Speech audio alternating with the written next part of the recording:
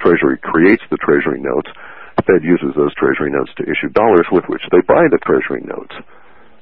I mean, I'm sure there's a couple of really nasty, rude words for that. Yeah, circular reference comes right to mind. Yeah. Well, but the impact is, yeah. What about the Copenhagen Treaty? Is Obama going to sign it? Is the U.S. going to get on this, make Al Gore a billionaire, climate change? And I don't see why not. Everything seems statistically or strategically focused that direction. You agree, don't you, George? They've been pushing this agenda for some serious amount of time.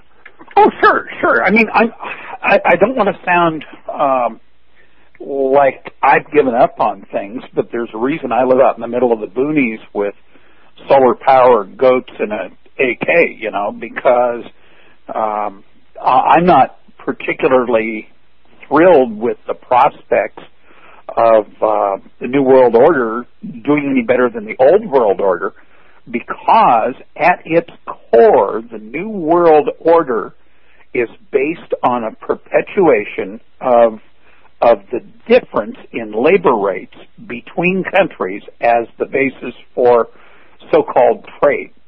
You see, when a laborer in India is working for X rupees per hour and a worker in America doing exactly the same job, by the time you get the currency conversions involved, is charging 3 to 5 times as much for their labor. There's a tremendous incentive for corporations to hire the cheap worker to build what in their mind is the same goods and bring them to the marketplace and call the difference in wage rates profits. And unfortunately, that sounds really cool, but if you read some of the books out there that really analyze that business model, at some point, the business model breaks down. And George, we passed that point, I think, a few years back, dude. Yeah, we passed it, but we passed it to guys like Cliff and George who, watch language and understand the No. My point was that just a few years back, I think we actually slipped beyond that. We've been living in an illusion since. And the idea that George is getting across is that they're going to use this wedge and wage rates from continent to continent, basically, and beggar everybody into slavery. And it's a nice business model if you're on top, if you're a corporate fellow, because you can do exactly that. You bid population against population. And actually, if you go way back into the 30s, the same mechanism was what caused Buckminster Fuller to discuss and develop this idea of the universal machinist wage rate. And his idea was that whatever a machinist made in the U.S., because a machinist was a very specific level of skill in his day that could be quantified, then anybody who could do that same level of work anywhere else on the planet should get the same amount of money, and that would do away with the evil powers that be. And it's like, curious that, of course, as soon as he died, they started, sweeping away all of his publications and hiding all of his thoughts along these lines. But George is quite correct, and it is, unfortunately, part of an organized scheme that is also part of the same deal like the Copenhagen Agreement, the idea that this is man-made pollution that's causing all the wackiness in our weather and climate change and so on. So, well, I think aren't we fun to talk to? What's that? Aren't we fun to talk to? Yeah, you guys are. Wow. Well, but that's good. I mean, the main reason I want to have you guys up is to help Americans prepare. And the better they're prepared and see the big picture that's coming down, the more lives we can save and the easier it's going to be. I mean, I can't imagine somebody getting tossed out in the street in January because their house was foreclosed on. Well, let's stop and deal with that for a second, if you want, okay? And I'm not an attorney, so what I'm offering is not legal advice. What I'm offering is merely my opinion from reading the stuff available at the moment and understanding how certain things work. About 40% of all the people that who could be foreclosed upon will have that foreclosure start with an outfit called MERS, M-E-R-S, which is the mortgage, I think it's MRES, it's a Mortgage Registration Electronic Service. And it has been found in Kansas and supported by the Supreme Court there that this corporation has no standing. They don't own the mortgage. They have no participation in the deed process, and therefore they had no standing in the court with which to begin foreclosures. And I would say, just as an observer of social trends, that now would be a good time for anybody facing foreclosure to not simply lie down and roll over. Why is this? Well, because it turns out banks, if they're given any kind of resistance at all, at least in reading I've got, they don't do anything anymore. They will even take your property off the market if they've tried to do that and just not foreclose. And I know of people in my personal experience whose houses were in the process and they're still living there. And the whole process has relatively broken down at that level.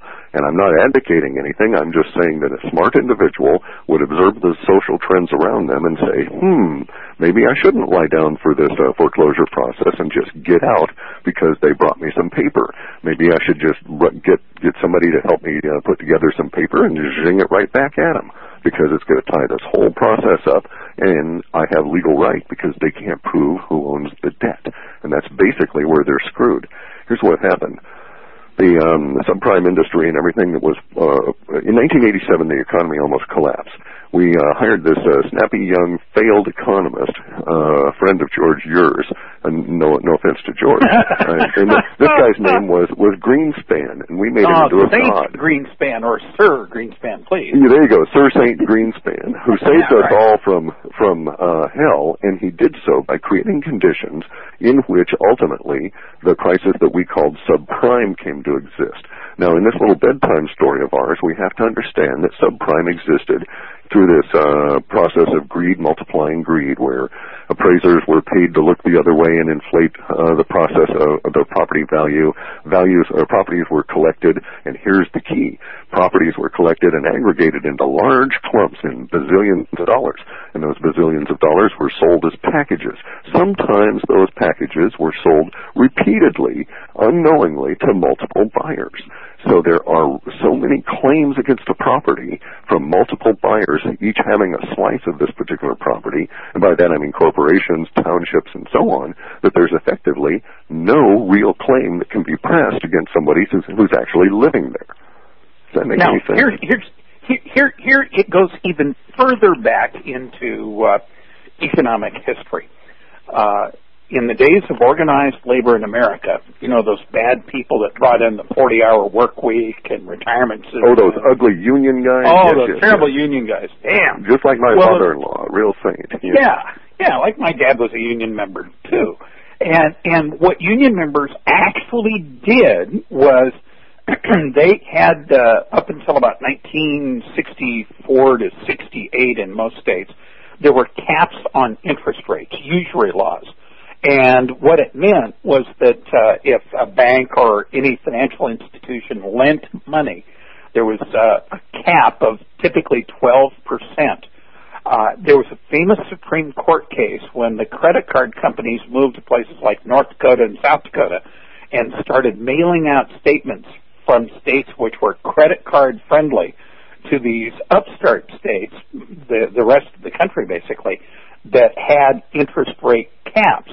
And the Supreme Court said, well, you're welcome to regulate the operation of credit card companies within your state, but if it comes across a state line, too bad, they can charge whatever the hell they want, which is where the historical basis of people getting, there was one credit card outfit in California, a bank credit card offer that came out, must have been a month back, where the cash advance fee and cash advance rate worked out to over 75%. And you go, how could anybody in their right mind do that? Well, what happened was when the Supreme Court made that decision, essentially America stopped being a country where the wealth was based on tangible physical goods. We established a financial aristocracy. The financial aristocracy, I have a friend who was hip deep in creating collateralized mortgage obligations. And one of his tenets is, show me a cash flow, I'll show you a bond. And that's how we got into CMOs. And a little bit of CMOs went a long ways, and the next thing you know... Well, and we also have to acknowledge that the CMOs were also not only fraudulent in their very nature, but were many times used fraudulently. I know of many companies that are now facing the issue where they would create one of these things collateralized by a giant mortgage heap and sell it to George, and then they'd turn around and they'd sell it to me, not telling me that they'd already sold it to George, and keep doing that as long as they could get away with it. And they're still getting away with it. I mean, Bernie Madoff and people of his ilk are the public face of it, but the real stuff has yet to hit. And we're now just beginning with the cap mark filing. We'll find out over the next probably 6 months or 8 months